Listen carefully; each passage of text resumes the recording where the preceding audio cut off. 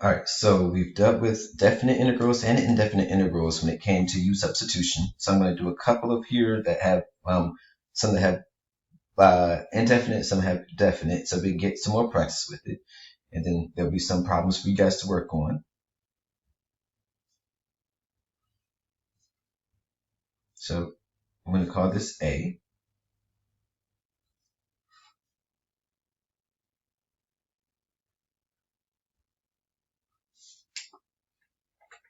Okay, so here, again, your whole goal with U-substitution is to try to get something to cancel out. So we're trying to figure out what is our U, which one is actually being going to cancel out here. So if we take derivative of cosine, that will give us a negative sign, but that most likely would be sine would be on the bottom here with sine, so it won't cancel that out. But if we did sine and made it derivative of sine is cosine, that would be on the bottom, cosine and cosine canceled out, and that'll work. So I'm going to do that, but before we do, I'm going to make sure that you guys remember that when it comes to sine squared, it's the same thing as saying sine quantity squared. So when we do our U, the sine is the U, and then the squared stays on the bottom. All right, so with that, our U is going to be sine x. So take derivative of it. That's cosine x dx. Oh, I left out the x. All right. Again, divide it, we get du equals cosine x equals dx. Okay, and then we substitute things back in here, but first, forgot about doing the u portion.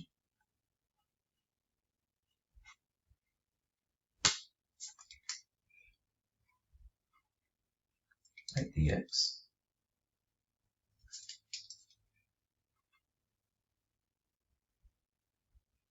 Okay, substitute the n for du dx. Substitute n for dx.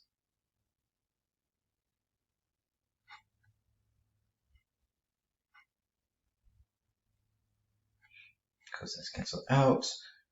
We have 1 over u squared, which I'm going to bring up to make it negative 2 to u. Add 1 to it, divide by it, and you guys, you've already dealt with this one. It just had like, I think, an extra u or extra 2 or something in it. So here there will be u to negative 1 over negative 1 plus c. Again, that would be negative u, negative 1 over u, sorry. And again, guys, I'm skipping steps because negative x1, it means it comes down. That comes out front. We know we add 1, divide by the new exponent. So I'm skipping steps because we've been doing that consistently throughout the last couple of problems. So I'm not going to keep doing that every problem. So now we substitute u back in.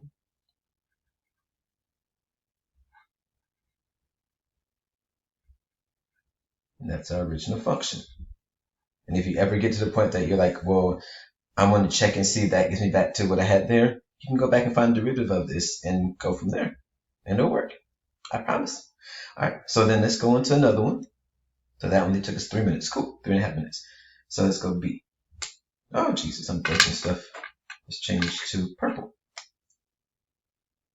All right, so B, let's go ahead and do something a little bit harder.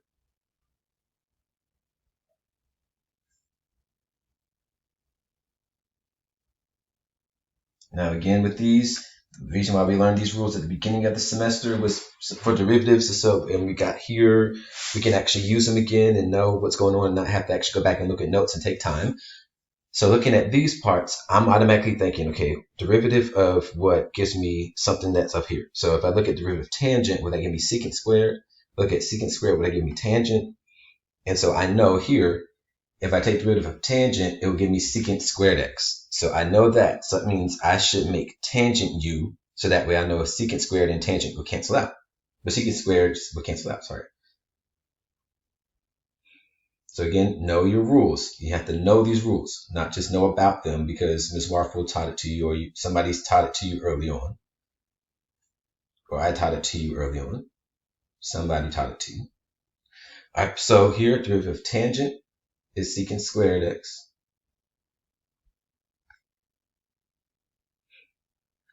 and then du over secant squared x d equals dx. Substitute that back in here.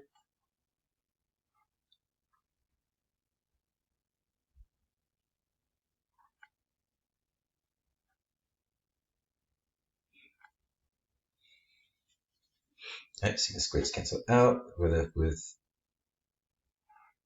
e to the u du. And so now we're just left with e to the u plus, so e to the u, and then we substitute the u back in, and that's the tangent plus c. Bam, simple, easy, not hard. We got this. All right, so here's the last one underneath this type. And again, we have an indefinite one. So we have a definite one because it has numbers there, a and b. So again, we're trying to figure out which one is u, which one is not. If we look at this portion here, we should be able to get that if we can actually work some stuff out and get the u squared to be able to cancel out and everything. So not u squared, but the x squared, sorry, to cancel out. So I'm going to make u to be 1 over x. Again, I'm going to rewrite this.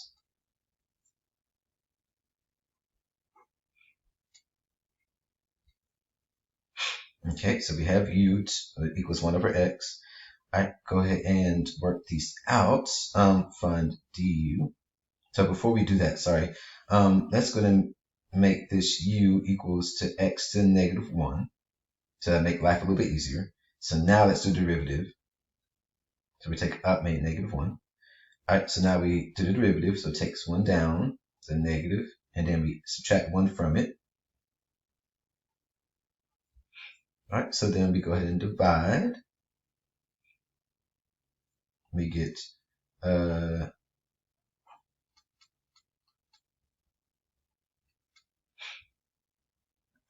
so we get d so we get sorry, it's a negative there.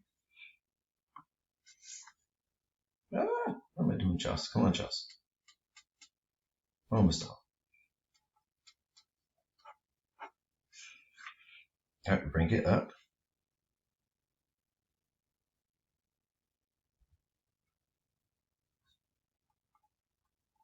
So we have a positive exponent there, so we brought it up. All right, and then now we go ahead and substitute things back in.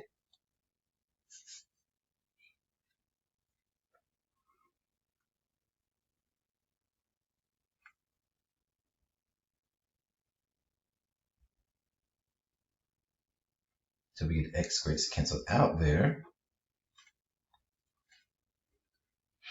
And so we're left with a negative in front, this e to the u du, and we have from 1 to 2.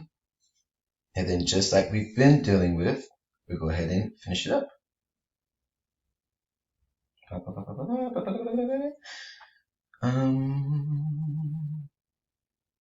So e to 1 over x. And again, we know the integral of e to the u, which is e to the u, so that's why that's back there.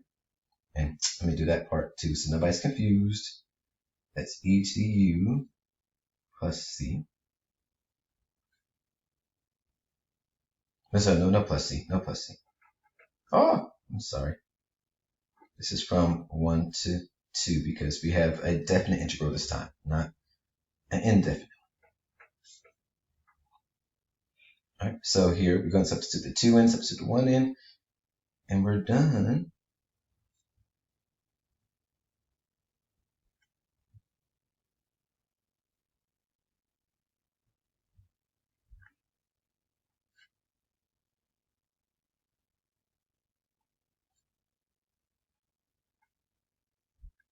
All right, there we go. And if you put that in the calculator, you will get a numerical answer, but that's it. That's all we got. That's all she wrote.